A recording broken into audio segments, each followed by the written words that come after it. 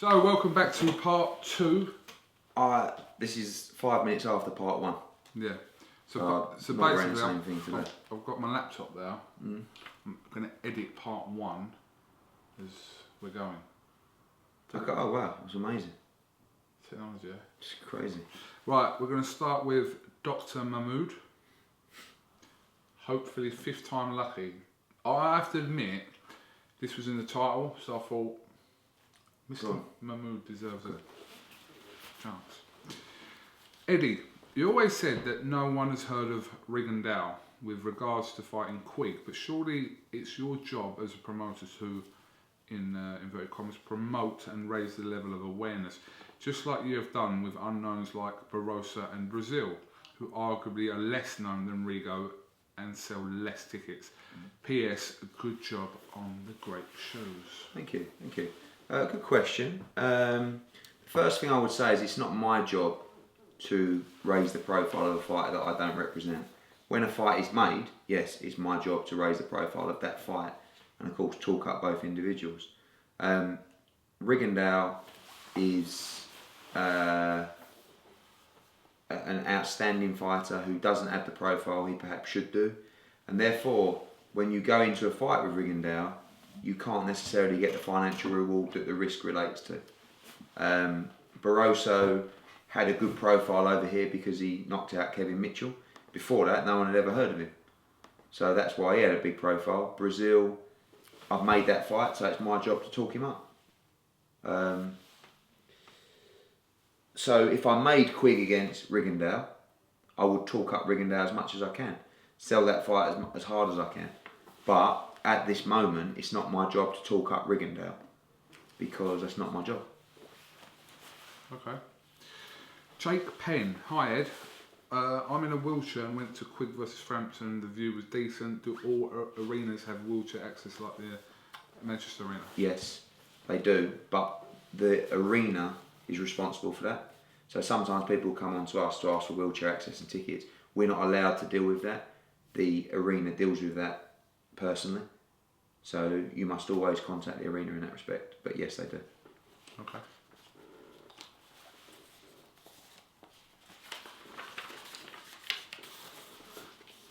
Dean Payne, do you think we could see a fairer way of getting tickets for the big fights through Fight Pass, maybe like they do for an FA Cup final where all the members are put into a ballot? At least we would know whether we are getting one or not, save sitting on a laptop for 3 hours and find out that they're all sold out, has happened to me for the last 3 big fights. Well, in that case, I think you're right, and I think you will get some tickets, Dean. Is it Dean? Yep, Dean Payne. So, Fight Pass is a problem. It is a problem. And I think what happened with Fight Pass is it was so popular that we probably didn't have the infrastructure to deal with it. We were still making sure people got their tickets, but for me, if a guy comes to every show and is a Fight Pass member, how can a guy that's signed up, I mean, we've been cutting off Fight Pass memberships like 2 weeks before the event, because people are just signing up, hundreds of people trying to sign up. So, obviously, the point of Fight Pass is to get a priority ticket. Now, it's not a guaranteed ticket, but we'd like it to be. For most shows, it is. The problem is if you've come to every single show, you should really 100% get a ticket. And the difficulty is making sure we've got that scheme in place. Now, we've teamed up with another ticket company, Ticket Factory, who did the ticketing process for the last AJ fight. It was a lot cleaner, but the problem is some people's Fight Pass accounts weren't activated on the system. We've been trying to deal with them. It has been a mess. We have to evaluate where we go with Fight Pass. It's very popular, but it's proving to be more of a pain. But I want to try and come up with a system whereby loyal customers get rewarded. And I know that might sound easier said than done, but we are putting that in place, and I think we're almost there. And a ballot system, I don't think a ballot system's going to appease the fan. You say, well, if I'm going to buy my Fight Pass membership, I want to be in a ballot system. We do exactly the same model with the darts, where you aren't guaranteed a ticket, but you get the opportunity to pre-buy a ticket, which I don't think will appease boxing fans. So we have to set up a system where, like Joe Bloggs, he's been to Crolla against Barroso, he's been to Selby against Amagassa, he's been to Burns against Dorocco, Bellew against Makubu. Now it's like, he needs a ticket, he should get a ticket.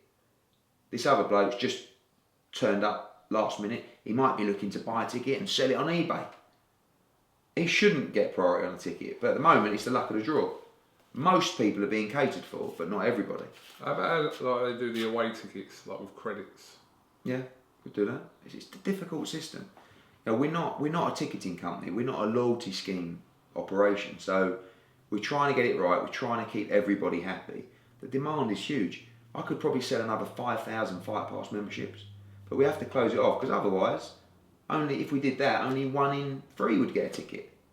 At the moment, we're virtually covering most people. Do we reduce the amount of tickets you can buy to 2? If we did, I think every Fight Pass customer would get tickets. What is it at the moment? 4. It was sometimes 6. We've had to reduce it to 4 for the bigger events.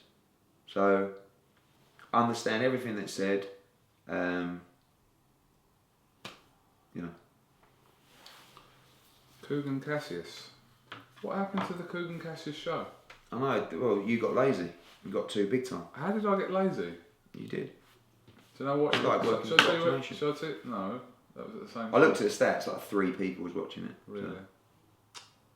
You know when I do the stream shows as well, I think I've talked to you about this before. Are you not doing them anymore? Yeah, we do. We might have one coming up as well. No one's watching them. You know, of the thousands of Fight Pass members, it's like 150 people watching the live shows. Everybody wants it for the tickets. So just do a ticket scheme. Probably. Right. Thanks for that, mate. Alex Morris. Oh yeah. I think, yeah. Who is that? F the cult. Oh, right, okay. I think yeah. so. I think so. There is no cult anymore. No? No. I'm just standing alone. Okay. I'm here. Thanks, mate. What are your views on ticket touts and reselling on secondary markets at extortionate rates? StubHub being a particularly close associate of yours. I know you sell face value tickets via their site, but another portion of the site is dedicated to ripping fans off via ticket touts on the secondary market, and you are promoting this disgusting behaviour purely by association. Okay. The majority of ticket sites these days, StubHub, Ticketmaster, etc., will have a secondary division to them. Okay, so it makes me laugh sometimes. You see, like every now and again, I'll go on StubHub, someone will send me a link, and I'll go on there, and it'll have like £40 tickets for £4,000. Now, a lot of the tickets on these secondary sites don't exist, by the way. People are just taking a punt that they're going to get them. Some of them do exist, and that is done not by all the tickets that we provide to StubHub, which is minimal, by the way, for face value. We see the report of who they're sold to. We know their face value. There are, in the secondary market, members of the public that will go on, just like Get Me In, just like Viagogo, just like eBay, and take a punt to try and make a few quid on a ticket. Should that be allowed? Probably not. Is it allowed? Yes. And it's not going to go away. My advice is, don't buy it. Because these people either have to go to the event, which most of the time they do, and they're just trying their luck, or they don't. If you look at Fury against Klitschko, have you seen how many tickets are on StubHub? Exactly the same amount. It's not our events. I guess the argument is, yeah, but you're selling face value tickets on that site as well. Yes, I am. And, you know, they have been very beneficial to the sale of our face value tickets. So I understand the argument, do you know what I mean? But what are the companies that do just with that don't have a secondary? I don't really know. I think Eventim Right. doesn't. But you know, Frank will always go on and say, oh, his tickets are all available on the secondary market. That's because there's demand for my events. When there's no demand for an event, like Frank's events, people aren't going to resell them.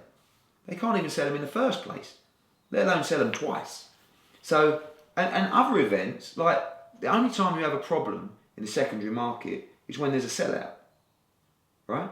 So if you're doing, I don't know, Bellew against Makabu, and you've done 17,000 tickets, and there's 5,000 seats left, they're not going to be on StubHub for 5 times the value when you can go and buy one for face value. It's only on the sell-out events.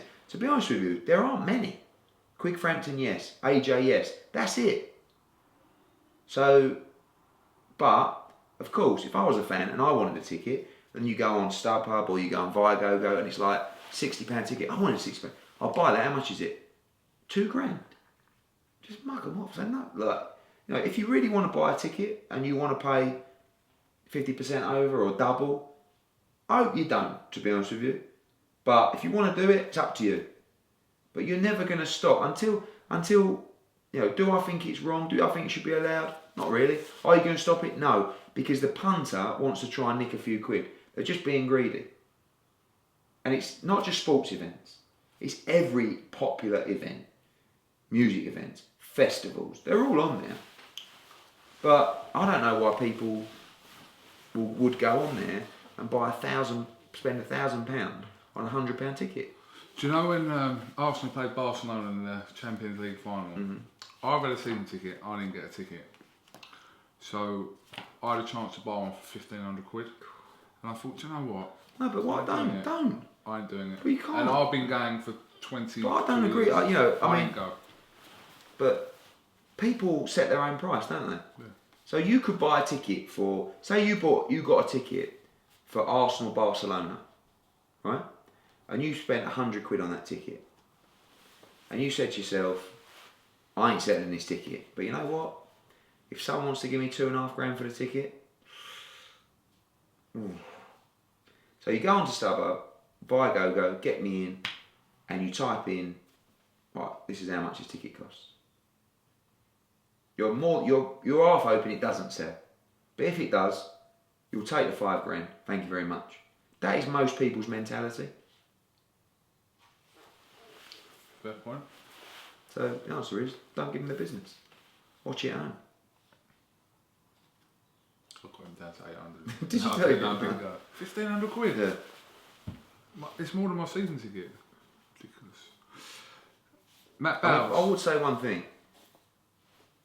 We have had the opportunity in the past to work with ticket companies and receive profit from their upside. Do you know what I'm saying? Yeah. So, like, I'll give you an example. A company would say, look, give us 1,000 tickets. We'll sell it at double the price. We'll give you half the profit. StubHub have never said that to us. And we would never, ever do that. That is bang out of order. So, we're not looking to benefit from the resale of, I'd say to fans, don't buy them. Don't spend crazy money. If there's a deal you like on there and you really want the ticket for boxing or for a concert, or if I wanted to go to a concert and it was sold out and I had to pay over the odds, if I wanted to go that badly, maybe I'd do it. It's not a new thing. Did you say Matt Bowles? Yeah. My mate. About My ex-mate. I don't know what's happened to him. He's lost the plot. Right, questions for Edward. Yeah. Starts off quite respectful. Questions? Yeah, so do you want me to do them one by one? Go on then. And you can just sort of float through them. See with Matt. Matt used to just text me. But now he wants to, like, do everything on social media. Like, if he's got a question, he's got my DM. He's got my details. But every show, he used to turn up, be very friendly with the fighters. Now, I don't know why he's falling out with everyone. But anyway, let's find out. Right, okay. But we can't dwell on this too much because there's... Okay, so you want quick fire answers? Yeah. Okay. Do you think it's prudent to ignore the concerns and questions from loyal customers? No, and I don't. I answer as many as I can. Some people moan and talk bollocks, and I can't always get back to them.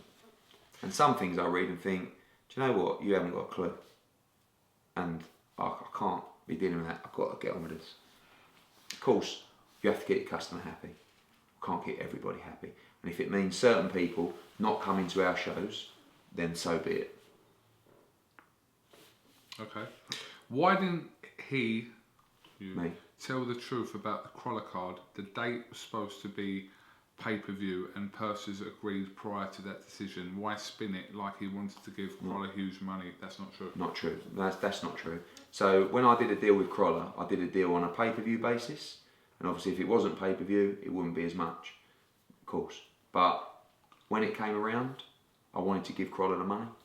And I didn't want to go back on what I said and what he thought he might get.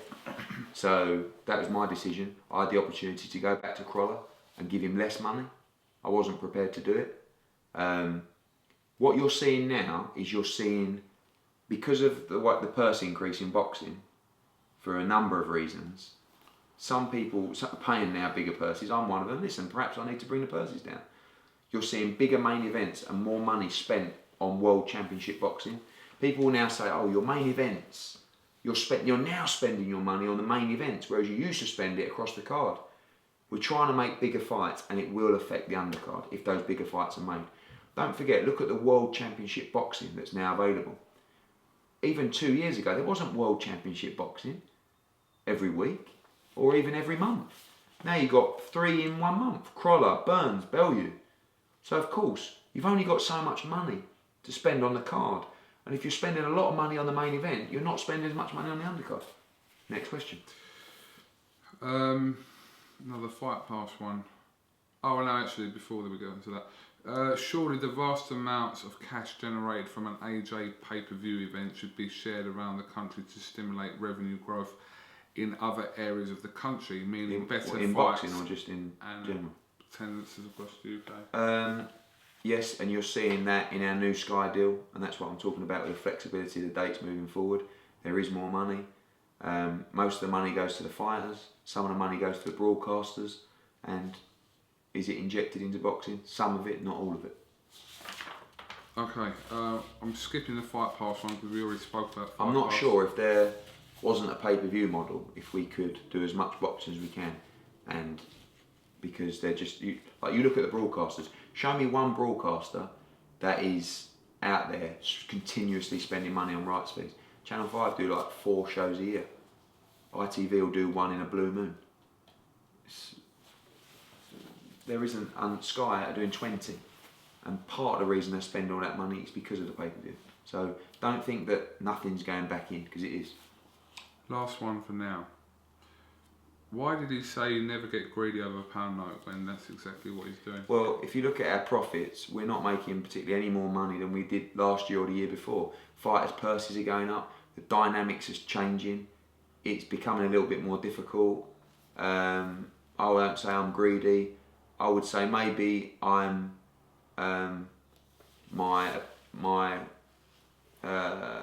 sort of, maybe I'm not willing to, I'm a bit stubborn, maybe, but I'm not greedy. I don't think I'm greedy. We're not raking it in. I'm doing shows where I'm consistently losing money. Crawler was a good example. Callum Smith's show was a good example. And probably because I'm paying the fighters too much money. Can't tell you more than that. And when I look at my competitors, particularly in the UK market, I'm paying well over the odds. Maybe because I want to, maybe because they're worth it, maybe because I've lost the plot, maybe I need to change. I don't know. Maybe all of it. Yeah. Thomas Cummings. Don't know. Long time Eddie's prided Matchroom on its ability to improve the quality of its cards it promotes since first partnering with Sky Sports. We are now seeing a return to one fight cards that was ultimately the downfall of the previous promoters on Sky. As a result, can Eddie truly claim that the fans and customers are getting value for money, both as Sky Sports subscribers and ticket buyers? That's a good question, and he can have some tickets for that. It does go back to my point that when I'm putting on a bigger fight, and again, it's not rocket science. If I'm spending, I don't know, if I've got a budget of 500 grand, right, which is well over the top, by the way, unless you're doing a lot of tickets, for a show, right, and I'm spending 150 grand on a main event, I've got 350 grand to build a card on. Get me a really good card. If I'm spending, probably the money break us wrong. If I'm spending 30% on the main event, I've got 70% for the undercard. If I'm spending 80% on the main event, I've got 20% for the undercard. This is simple maths, and I don't want to be condescending to people. If I haven't got the money to make the big world championship fights and put on 3 or 4 championship fights on the undercard on a Saturday night fight night, I don't know what else to tell you. If I'm doing a weaker main event that's not spending as much money, yeah, we might have a big chief support. A good example might be, I don't know, Leeds. You had a really good fight in Warrington Amagassa, and you had a really good fight, final eliminator in Stuart Hall against Guerrero. He's more looking at the Crawler-Barroso fight, which was a really weak card, although Adio Anwar Singleton was a really good fight, but it was what it was. But for the Sky customer, they had the European heavyweight title fight as well. So if you're at home, great night. If you're in the arena, I hope you enjoyed the night. I think because of Crawler-Barroso you would have, but that was a much weaker card because I didn't have the money. I spent it on the main event. Matt thinks that because I got stuck because I'd done a deal prior to pay-per-view. No. That's what I wanted to pay Crawler. That's up to me. If I'm overpaying fighters, so be it. But I'm going to pay fighters what I believe they deserve. So when you're in a position now where, like last year, I don't know, you look at a card, might be Eggington against Dale Evans, yeah? How can you compare that to Burns DeRocco or Bellew Makabu or Crawler against Barroso? The main events, so what do you want? Do you want the big world championship fights? Or do you want a decent main event with a solid undercard? The answer is you want a world championship fight and a solid undercard. And I can't do it. In the new year, you'll see bigger fights being made and slightly bigger undercards because I've got a bit more money. But I can't just bleed money because you think that I should be doing it all. I can't. I've got to run a business. I'm here to win as well. And winning for me is winning in business. That's how I win. Trying to put on great shows and making money. How do you win? By getting as many views as possible. Well, right? I was going to say something else. What? No, but yeah, I get what I don't know a simpler way to do it. I have a budget for every show. Do I do a big main event and a weaker card, or do I do a weaker main event and stronger card? I cannot do both without losing money. I'm not prepared to lose money. I don't mind investing money in shows, doing 50 grand, doing 100 grand. I've done it recently. I'm not going to do it every week. We're not here to be a philanthropy service for fight fans. We're here to give good fights, make money, pay the fighters well, give the fans and broadcasters what we want. Sometimes it's difficult to cover all bases. That is the aim. Declan Taylor. No, this isn't... I don't know. Oh, what, the media guy? No. This is the other Declan Taylor. I don't know. Sure, Is there another one? He's from Oldham, this guy. Or he supports Oldham. Was there? Haven't you come across him? No. I mute like Oh, right. 2,000 people on Twitter, so Okay. I don't see. Hi Ed, I'm interested to know just how much you care about fans who pay to attend events live, as these are surely the lifeblood of the sport. You answered one question on Twitter last week saying you felt Chisora and Crawler was good night's boxing. This shows how little you clearly care about those handing money over to attend the event. For your information, even with Pulev Chisora, it was still pathetic. Well, it would be interesting to get some kind of real response from you rather than the petty personal insults you resort to on Twitter these days. For example, posting somebody's profile picture. That makes me laugh. It really is great banter, but perhaps you should start acting your age and responding to paying fans. No, I do that sometimes. Someone will abuse me, and then I'll think, who is this geezer? And I'll go on his profile pic, and it'll be like. So I'll just do it. I'll zoom in, and I'll just send it back. I know it's childish. I disagree. I think the Chisora and Crawler night was a great night of boxing. I mean, you had an unbelievable fight and performance in Crawler, and you had European heavyweight title. Yeah, it was all right. The undercard wasn't good enough. I'm sorry that I spent too much money on the main event. Should I probably added another card and paid Crawler a little bit less? Probably. That's my decision. I stand by that.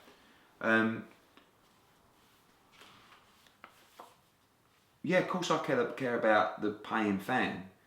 But I disagree if you don't think Crawler-Barroso, Pulev Chisora was a good night of boxing. In the arena, I haven't had, other than about a dozen people who I don't even think were actually at the show, I haven't had any negative feedback about the Crawler night. In fact, if you look at people in the crowd and the atmosphere, everyone had a great night.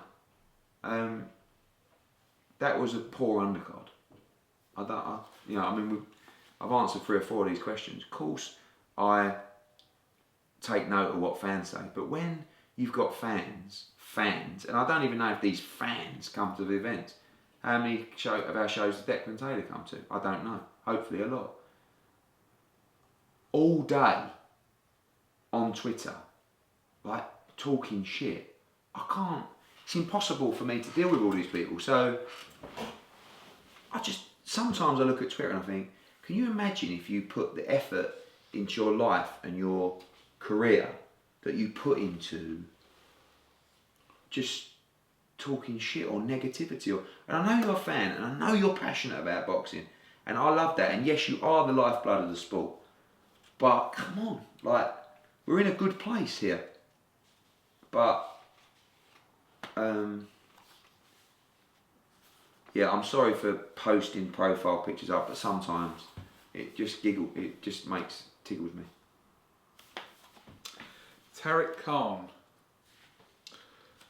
Do you think it was incredibly cynical post Canelo Khan to register concern for Amir's health, then to add, oh well, he shouldn't face Brook? Why show concern for his health when clearly it was all about point scoring for a potential fight? I thought it was distasteful. Well, Tariq Khan, is he related to Amir? I mean, like, he must be for answering that question. Anybody that wasn't concerned about Amir Khan when he got knocked out does not give a monkeys about the sport of boxing. I was actually following that fight in bed and on my Twitter after the Crawler fight, and it was Amir won the first round. Amir won. I was thinking, oh, and then oh my God, I hope he's okay. I mean, it was a horrific knockout. It wasn't a knock, it was horrific. And when I watched it up on social media about an hour later, I was like this. I wasn't going, ha ha ha. I was going, oh my God. Like, it was terrible. When I talk about, I'm sorry if I'm concerned that in a ring where someone gets knocked out cold, they don't take his gum shield out. There's no oxygen. They don't put him on the side. You see everyone standing over him, and you were there, weren't you? A security guard got in the ring with a towel and started going like this. I mean, what is this, the 1930s? You imagine if that was in a British ring, what would have happened? Yeah. Paramedics in the ring straight away, doctor in the ring, turn him on side, give him oxygen. That could have been life-threatening, that knockout.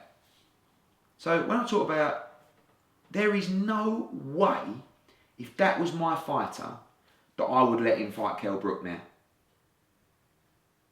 He's damaged goods, mate. You don't come back from knockouts like that. You don't come back from the knockouts he's had. And he will always be susceptible to being hurt like that. And the next one, that's the worst one yet. Well, the next one, not in the same way. He's always had low punch resistance. And now you want to stick him in with a middleweight puncher. That's what's happened. Now you stick him in with another puncher, exactly the same thing's going to happen. I promise you now, if he was my fighter, I would not put him in with Kell Brook. Because he's going to get hurt. You've got the family and friends going, oh yeah, next up, this is like half an hour after he's just been knocked out. Danny Garcia next. Whoa. It's like, mate, calm, just slow down. So I was very concerned with that knockout. And it was horrible to see. I like Amir. Despite people's perception that I can't stand him, I like the guy. I think he's a great fighter. He's been knocked out badly 3 times now in his career. That one was horrific. And I don't like to see that in boxing. So this is a sort of continuation talking about catchweights from Matt Jones. He says, do you think that the criteria for catchweight fights should be reviewed as well as making rehydration clauses compulsory for these fights? For example, Amir Khan fighting Canelo. After all, fighters' health is paramount regardless of how big the fight is on paper. Yeah, I mean, you would have seen my stuff on the hydration clause. I don't see how you can allow a fight like Khan against Canelo, a 147 guy, really coming up from 140 and 135, fighting a 155 guy who rehydrates to 175. And you'd have seen like in the second or third round, they went in a clinch and he got like slung around. He was just too small. Catchweight, I haven't really done a lot of catchweight fights. At championship level, yeah. No, but again, like when you get a super middle who comes in at 12-4, everyone goes, oh, he couldn't make the weight. No 8 or 10 rounders made at championship weight, or very, very rarely. So the catchweight fights at championship level, I think I've made 1 or 2, but Are you a fan of these fights in general? If it gets made, I don't really care.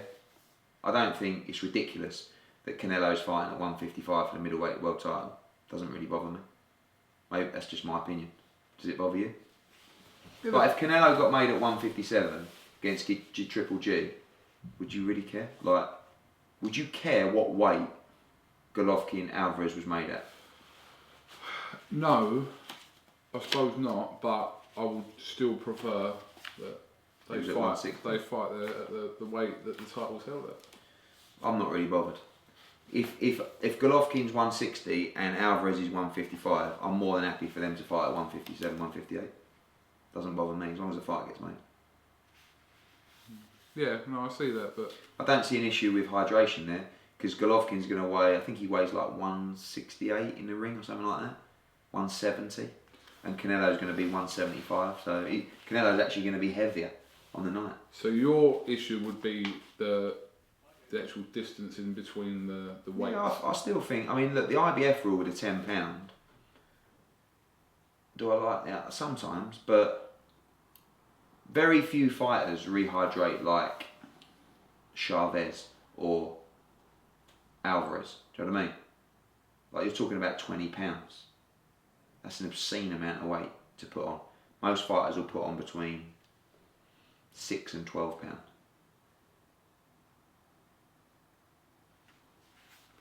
Okay. I don't think actually I think he refused to get on the scales on fight night. Who? Alvarez. Alvarez. Like the broadcaster will say, "Can you just get on the scales so we can say what you've come in at?" Yeah. And he went, "No, it's all right, I think." Have you still not got BoxNation? No. There's nothing against BoxNation. I know you're going to say you do boxing all the way through the week. You want to come but home. But I don't watch boxing at 4 or 5 in the morning. Like, I just don't. And I'm not going to buy it to watch your show because who would do that? Why are you being a slave? James Renard. Does Eddie feel that AJ will break out and form his own promotional company eventually, a la Mayweather Promotion? Probably. And maybe I'll be the Leonard Ellerby. I always joke to AJ about it. I always say, we've got 2 years, 9 months left on my promotional contract. I count it down by the day. And I always say to him, you know, in 3 years' time, I'm going to be working for AJ Promotions. Maybe. I don't know. I think we'll always work together. I can't tell you. It'd be naive of me at some point to think that he won't think, how much am I paying Eddie? You know? And that's why, over the years, the percentage will go, just like it did with Froch. You know? And eventually, will he form his own promotional company? It's a pain in the arse. But if he's going to be as big as you believe he is, then he will have to. Yeah, but I think we've got a relationship where he knows the job that I've done for him, and I would want me involved if I was him, and I think he does. But who knows? Got a little bit of time to worry about that. But at the moment, everyone's very happy. Okay.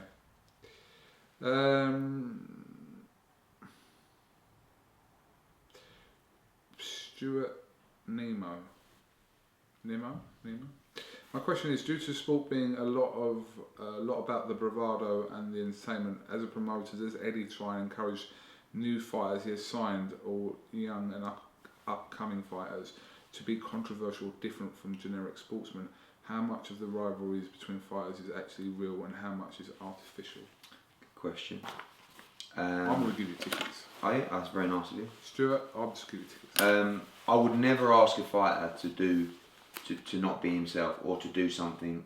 Some promoters will say to a fighter, listen, right, when you get in head to head, stick it on him. Yeah, stick it on him. Like, that's just cringe for me. If it's there, the rivalries you see are 99% real all the time in boxing. One fighter, O'Hara Davis, right, who I said to him, you've got to be a little bit different, O'Hara. You know, now he's bleached his hair blonde, he's got a couple of tattoos all over him, he's chatting shit to all the fighters, but I don't mind that, because sometimes it's hard to be recognised. And I don't mind that. like everybody's got. Mainly, it'll be more me playing a game. Like in the big fights, I'll try and play a role. You know, I'll try and wind people up, not just like, but supporters and fans. That's just because it's pantomime, isn't it? But in every day for the fighters, no, I think you should just be yourself. It's up to the promoter sometimes to show the personality in a character, rather than just. It's not always up to the fighter to do that. You know, that's the art of a good promoter. I think everyone should kick off at every press I know you do, conference. because there's been more views for you. But you are a view slag. You're a ratings whore. Well, no, we're probably both ratings whores. Fair enough. You're definitely a ratings whore. Yeah, but you're a numbers person as well. But Oh, you've gone from I'm a ratings whore to a numbers person. well, numbers, views, ratings, all the same, isn't it? People are watching. It's the same thing. Are isn't you a ratings whore? it? Are you? That wasn't my question. Are you? Yes, I am. Right. Are you? No. You lying bastard. All right, Max Samuel. Can you ask Eddie if he feels all fighters should have access to independent financial advice to set them up pensions and investments for when they retire? Whoa. I am a fully qualified independent Oh, is this financial where he's going advisor with this? and find it quite frightening to see how many fighters end up completely broke once they've retired. Yeah. Granted, very few make the seriously big pay-per-view money, but nevertheless it's quite surprising how saving small amounts from each purse and investing correctly would give these guys retirement income to fall back on. I would be more than happy to speak to any of your fighters completely free of charge in the first instance to help Yeah, that initial meeting is free. to help After that, evaluate it's their £1,000. finances and make appropriate investment suggestions. Okay. Well, I'm not going to call him in for a meeting just yet, but I'm going to give him 2 tickets. Very, very good question. And the guys that are You earning... spoke about this before. Yeah, I mean, yeah. the one thing that does worry me too is that the lack of financial advice for fighters. Generally, that is the role and responsibility of a manager, okay? But some fighters are self-managed, some haven't got a manager with enough experience to deal with something like that. Some people are on another level, for example, Anthony Joshua. So we might be involved in his property portfolio, his pension scheme, his all kind of other investments across the board, his tax issues, his withholding tax if he fights abroad, so many different things, and he will get independent advice from leading financial wealth people, tax advisors, tax planning people, property investments, etc. So obviously a guy who's in 6-10 rounders, it's important they know what to do with their money, but not at that kind of level. But something we try and encourage with all our fighters, especially the guys at the top end. The first thing I say to a fighter is, who earns a lot of money out of a world title fight, you got a mortgage? Yes. Pay it off. Oh well, I was going to put down, no. Pay it all off. Because that, whether it's Crawler, whether it's Brooke, whether it's Joshua, Froch, that for me is the most pleasing thing. Where you can turn around and you say, through boxing, I've paid my mortgage off. Now I'm free rolling. Once you've paid your mortgage off, you're untouchable. Maybe. Well, you know what I mean. Like, don't get me wrong, unless you've never earned a bit. But once you've paid that off, you've got... That's your biggest headache in life, isn't it? Yeah, but I always say to the fighter, right, box that off. Next fight, buy another house. Oh, right. Boom. Next fight, buy another house. I'd love to see you when you leave your career 3, 4, What's you 5. paying them? What? A lot, too much money. But that's what it's all about. There's nothing more satisfying for me than at the end of a career where it's Barker, where he can turn around and he can say, look at what boxing gave me. Because it's an horrible, tough sport, you know? Did you ever have a mortgage? Yes. Did you have a mortgage on the place you're living at the moment? Yes. How long did it take to pay that? Okay, now. I don't know. 4 or 5 years? 4 or 5 years or 4 or 5 fights? No fights for me. 4 or 5 years. Listen, I know I might have been born with a silver spoon in my mouth, but I have had mortgages. You ever had a mortgage? Of course, I had the mortgage on the one up there, I had the one at Orient, I had the one there. Slowly. You saw a person who walks in cash. No, but that's what I'm telling you is all the things that my old man sort of told me. Pay the mortgage off, get that done. And his advice is exactly, I only learned through him. Buy a mortgage, buy a property, next fight. But he always says to AJ, next fight, buy a new property. Next fight, buy a new property. Some fighters listen, some fighters don't. It's alright if you're getting that pay-per-view money though, to be able to do that. But the other boxes, that's all. If you're good enough and you're big enough, you'll get it, won't you? Okay. Stephen, evening Kugan. Question for both of you. Who does Eddie think his top 5 fighters are by profile, and who are your top fighters for IFL via YouTube views? Whoa. I like this one. Yeah, that tickets. It's very difficult because obviously fighters will turn around and say, "What? I wasn't on the list." So I think you have to say. So what are we saying? Profile of my signed fighters as we sit here. Yeah. On, I would go AJ. Yeah. Brooke. Right. Oh, no, it's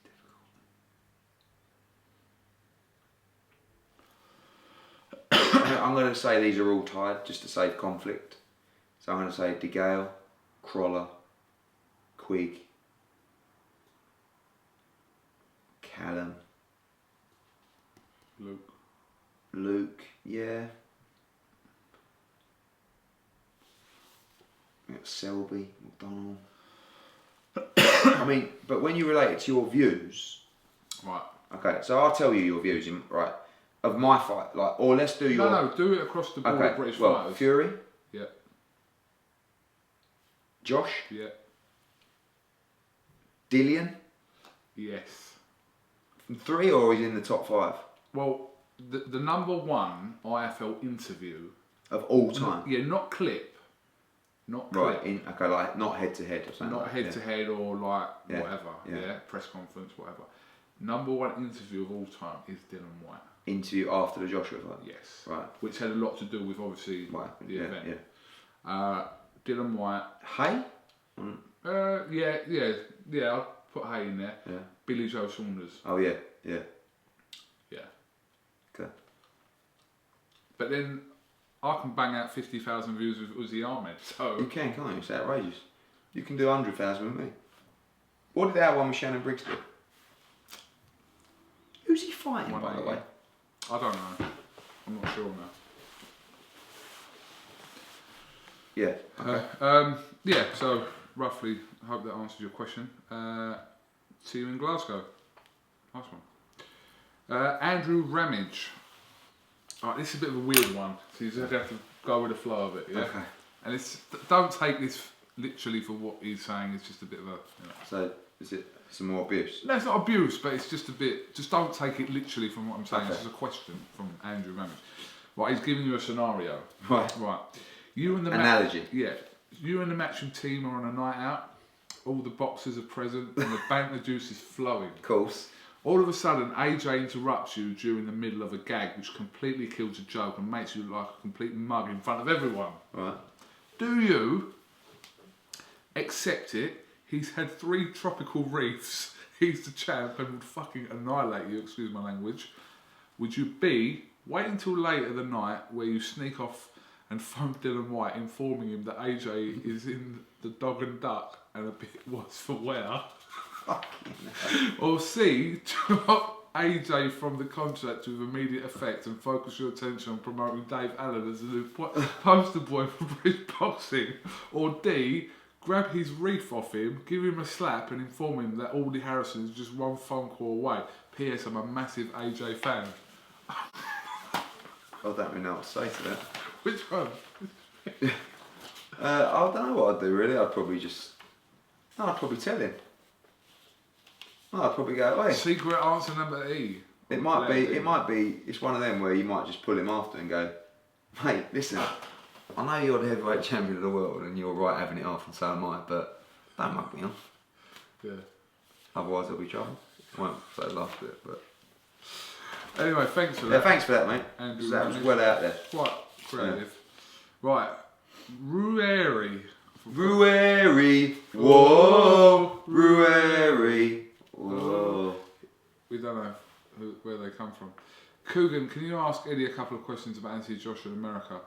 Firstly, I've seen a lot of speculation online that Anthony would not get into America due to his past problems with the law. Could Eddie confirm or deny this?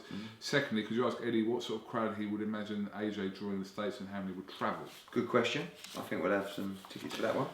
The first one is the visa issue, which isn't a problem. Yeah. We've had to go, yes, AJ has, got that past issues, and we've had to go through the right process, and that's all resolved. He'd actually be going to America after his next fight to go and do some media stuff. So yeah, he can fight in America, no problem. The next question, this is a really good question, because we're faced with a little bit of a dilemma where we're like, we want AJ to be a pay-per-view fighter in America and the UK. Yeah. So when we go and fight in America, we're going to have to take a big wages drop, all of us, to go and do it. Because there's nowhere near as much money in America as there is on pay-per-view in the UK. Yeah. If you become a pay-per-view fighter in America, then you're really cooking on gas. But to do that, you have to first find a way to penetrate the market. And the way you do that is by boxing there. So, this is the question. After a couple of fights on Showtime, Brazil, maybe another one in November, if we then turn around and we go to Madison Square Gardens and fight a Yank, how many tickets do we sell? I know, that's the risk. I mean, I think what Tom Loeffler and the guys have done with Triple G is fantastic, that you can go there and film in Madison Square Gardens to fight Lemieux. It's something I want to do because... Would Golovkin have filled that out against Wade? No. But, well, I don't know. I mean, look, he fills out the... what was it? The Forum?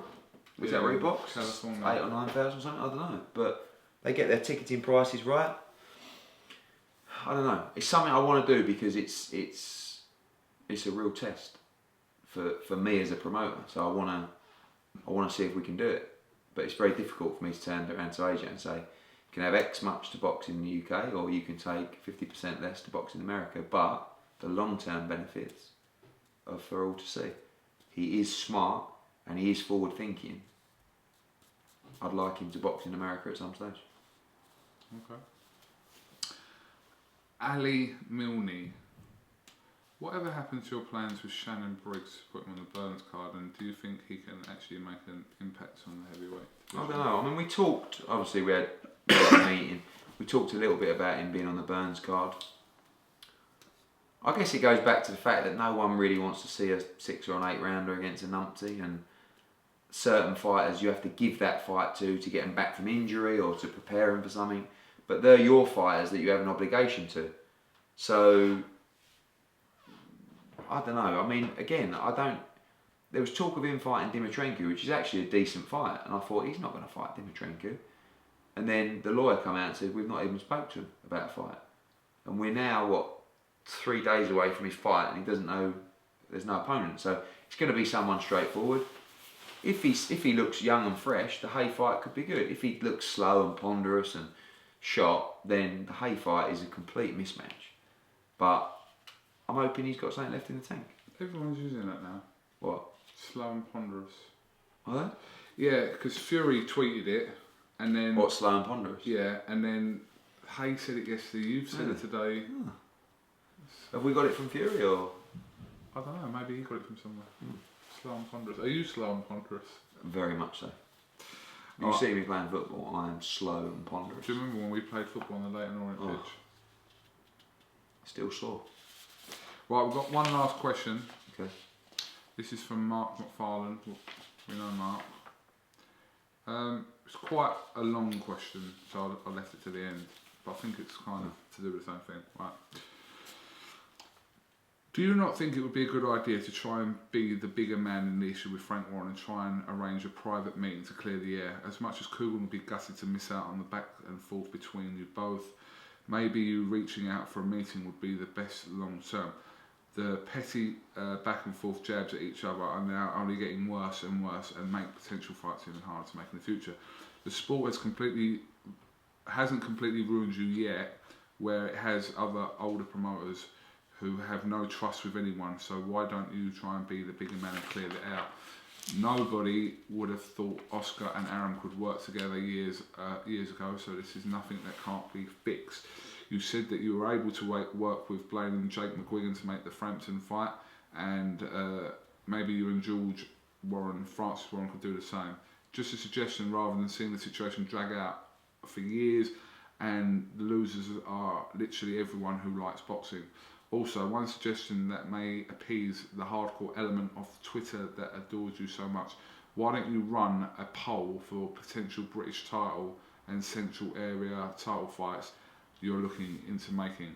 Gauge the reaction of fans using the poll option on Twitter and see how many people feel about certain lower undercard fights before they're made. Little things like this could lead into a good idea of what a fan reaction will be to an undercard, and probably get a few off your back a little, in the comments. At least if a certain fight romps away in a poll, it gets slated after, which can happen. You have that to fall back on and say, this is the fight the fans wanted. Just an idea. Mark, not Farnham. I think we know Mark. Yeah. Yeah, we give Mark 2 tickets. He's gone out of his way there, because I know he don't particularly like them, but he hasn't really slated me too much in that. And he makes some valid points. So the first thing is, let's deal with the Warren thing. I'm easy. I'm happy to have a conversation. I don't feel like there's that many fights into promotional fights to be made that I'm really looking to make.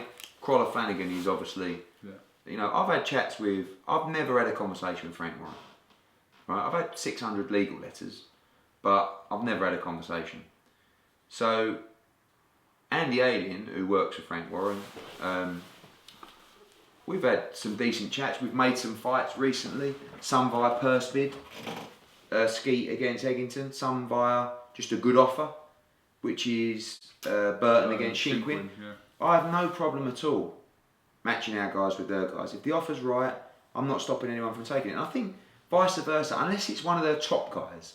And don't forget, they can't afford, and we're in the same boat, to let their top fighters box on Sky, because they want them on their channel, and we're the same. So that's the main problem. I don't have a problem with anybody, with doing business with anybody, if it makes sense. I think I've proved that in the past. The Bob Arum and Oscar De La Hoya situation, don't be fooled by that. That was because of the Heyman influx and the lack of broadcasting opportunities in America, that they had no choice but to work together. So that's a little bit different dynamic. They still have put things aside to make it happen, and I have no problem. The frustrating thing for me is the legal letters is a big issue. Like, again, with the Flanagan Crawler thing, you know, you start having talks with Steve Wood. I'm quite within my rights to speak to the fighter's registered manager about the fight. Then you get a legal letter. If you talk to the fighter again, we're going to sue you. But how do you expect to have a relationship with a person like that? In business, there's some people you like to do business with, some people you admire their business ethics, some people you don't. He is not particularly someone I would choose to do business with. If it's in the interest of my fighters, not a problem at all. I really don't mind if it makes sense and makes money for everybody. I don't think, I did talk to Andy about a meeting, this was a month or so ago, and I think we will have a catch up and a meeting and try and make some fights. But I don't think you'll get the basis changing. You're talking about you and Andy? Yeah, I don't think, listen, Frank, you've only got to watch Frank's interviews. I mean, like when he phoned you up and told you to tell me that I'm a CUNT, this is a man that is wound up, out of control, out of proportion. Whereas I'm perfectly calm. And he just like, it's not, like he's, on that phone interview, I watched some of that, I've listened to some of that, I mean, it's just, he's got it bad. So I think the better thing would be me and Andy Allen. Because Andy, you know, he wants to make fights. I think he knows the two situations quite well. Certain relationships are beyond repair. Me and Frank Warren, me and Mick Hennessy. Never even really talked to Mick Hennessy. He just can't stand me. It's alright, I don't mind. I don't really, if I saw him down the street, I'd say hello. But some people let their feelings get in the way of making good business. So, yeah, I'm not adverse to that idea. If some good ideas come up from the meeting, great. the other question about the polls and stuff like that. It's been done before a little bit. I like the idea. I think I would like to appease the hardcore that can't stand me. It's very difficult to do it because they're so far gone that it's like you read some things, I'm thinking, wow, I can't believe you think that. It's mental. But of course, in an ideal world, I'd love everybody to support him, Metro. But I can't please everybody. I hope we feel like boxing's in a good place. It is in a good place. Speak to the man on the street.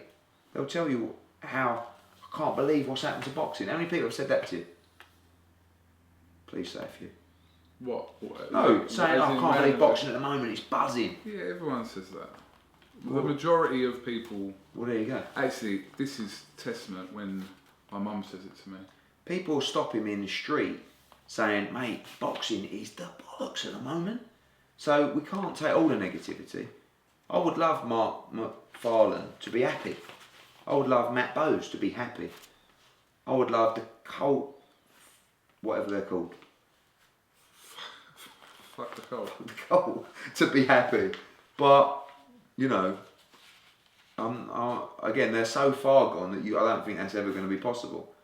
But listen, you just got to crack on, haven't you? What can you do? Right, well that concludes this question. How long was that? Session. We've done an hour and an hour. Did we start at 11 or 10? No, we started about 10:30. We've done 2 hours and 10 minutes. It's not bad. Quite lucky, am I, to be able to come here, talk to you, talk bollocks for 2 hours. Who's wrong? Few.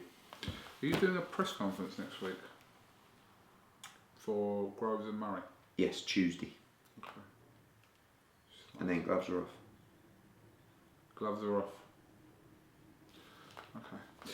Well, tickets. The number one, the Joshua Brazil. Do you know what I'm going to do? What? I'm going to give those tickets to Matt Bowes. Oh yeah. Yeah. So, Matt, DM Eddie. I'm going to pay for them. Oh yeah. Well, because Joshua owns a show, so I can't go to Josh and say 2 comps for Matt Bowes. So I'm going to pay for them. Well, and he's more than welcome to DM me at any time. Just like he used to. He used to be such good friends with me and all the fighters. Can't believe he's fallen out with everyone. This might just tip him over the edge. Free tickets! What? Right, thank you very much for watching, and we will see you next week now. Don't forget, it's the big double weekender. Is it macabre or is it macabre? I don't know. I mean, Macabre. Macabre. What is it? Is it macabre or is it macabre? Macabre. Well, it's M-A-K-A. A lot of people thought it was M-A-K-U. I like the footballer. Macabre.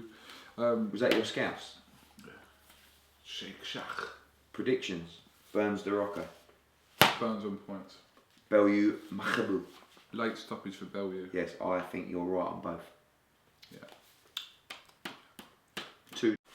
Actually just cut out. I don't know where it cut out, but who do you want more to win? What, Burns or Bellew? That's a tough question, mate.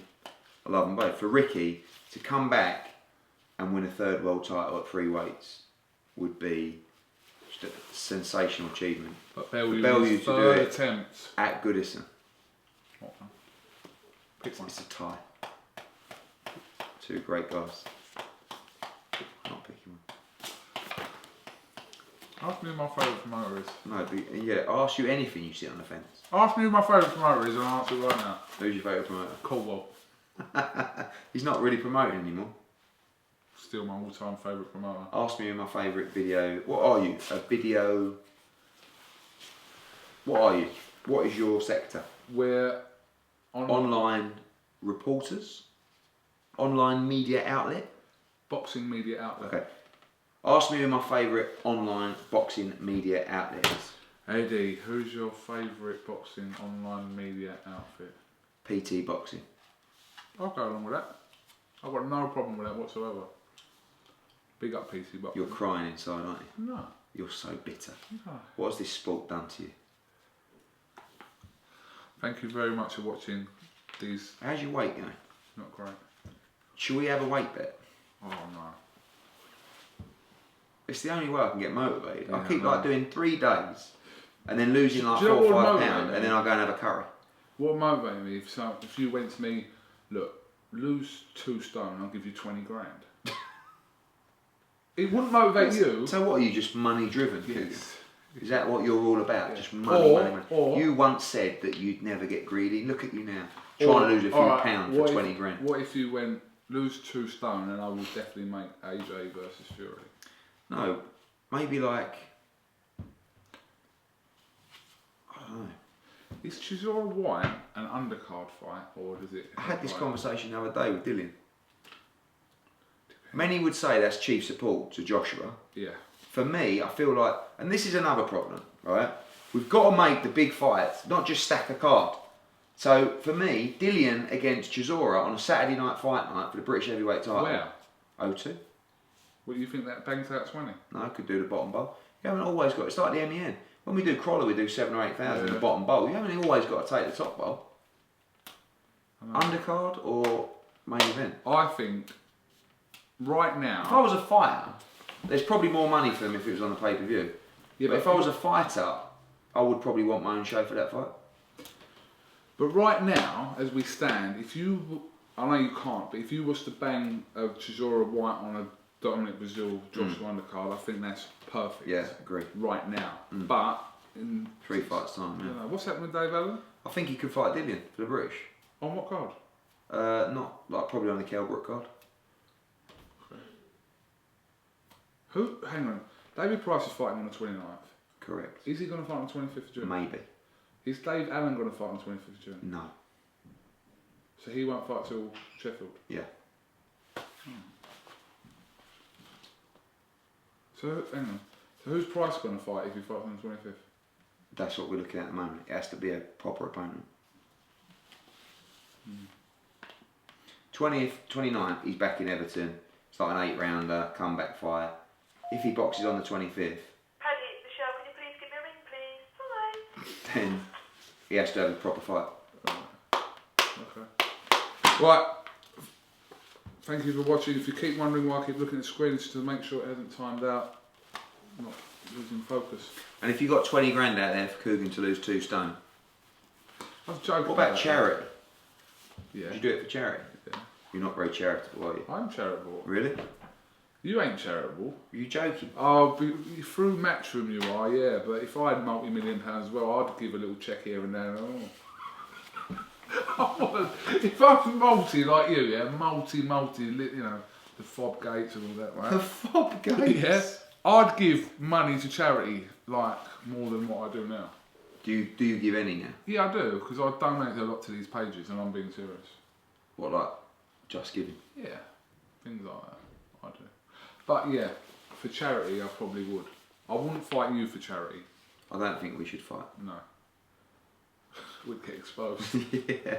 Someone would get knocked out and we'd never be able to live with ourselves. Maybe a weight loss for charity. But it's like to start a Just Giving page. Like, hi, I want to lose 2 stone. Please donate to the charity below for me losing weight.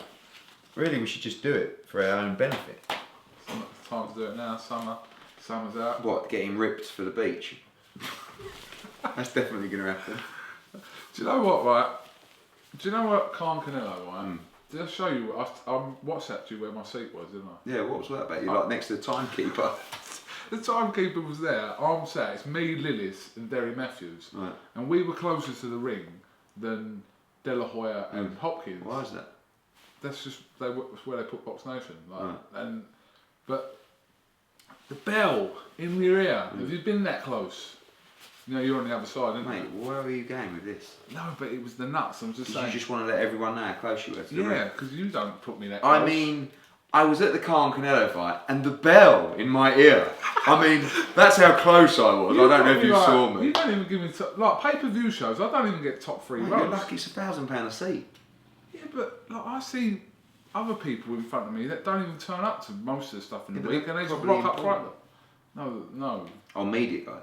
Media people that don't rock Well, up I think for the you whole should week. speak to our media man. Anthony, phone you later. No, Anthony. Not that you've become too big time. No, absolutely not. I don't care. Listen, I'd sit next to you at a show. No. You don't handle the criticism very well, do you? I've learnt to in the last week. You don't handle it very well. I just see you like, fuck off, mate. If they want to talk to me like that, I think that they deserve to be talked to back. You always got to look at it like this. When have you known a successful, happy individual to hate on someone? Do you know what I've noticed as well, right? And I noticed it the other day. Someone will tweet you saying, like, swearing at you, calling you this and that and the other. You reply and they're like, oh, hang on a minute. And they don't really know what to do at that point. So they're... Most people go like, Hearn, you're a disgrace, pay-per-view, blah, blah. And I go, all right, mate, well, look, you know, hopefully it's a good show. Oh, thanks for reply, mate, top man. I'm like, what? And then you'd ask me another question. I'm like, I'm not going back to you now. That happens a lot. The best one is the ones who completely coat you and then ask for a photo. How many times that Loads of happened? times. Some bloke comes up to me. I was there once when a Hearn fan come up to you.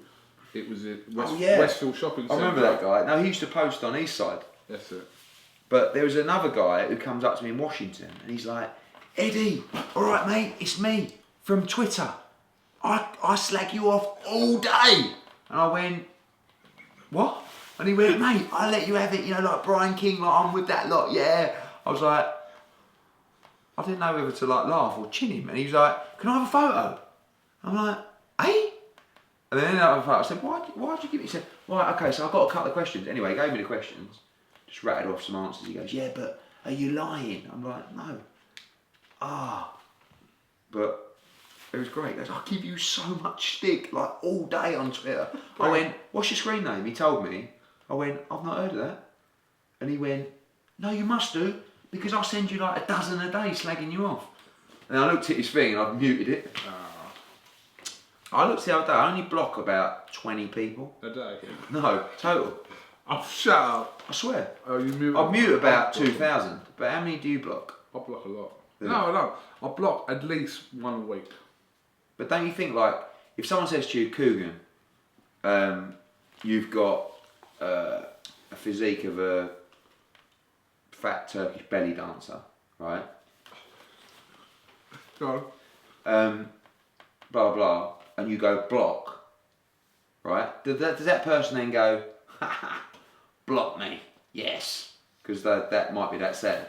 Or do they go, bastard, block me? Second. Do they? Because when you block them, can they not see your tweets? No. You used to be able to look at it, but they've changed it now. So if you're blocked, really? Unless you go on another account, you can't. Alright, I'm going to start blocking people. Yeah? What, they can't see your tweets No, at all? I'm pretty certain. Alright, look. You bank blocked me, yeah? Which one? Oh man. Did he? Yeah. He blocked me, right? So theoretically, I should not be able to look at English's tweets.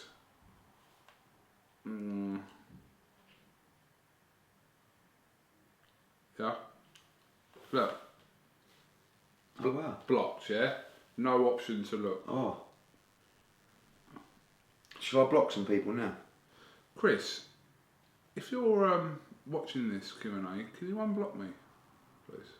Anyway, this is running. Okay. We're out.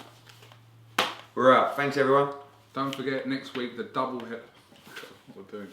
The double header, the bank holiday special, Bones de Rocco, Bellew Macaboo, live on Sky Sports. If you haven't got a ticket, if you're one of these lucky people, I'll be in touch. Make it rain.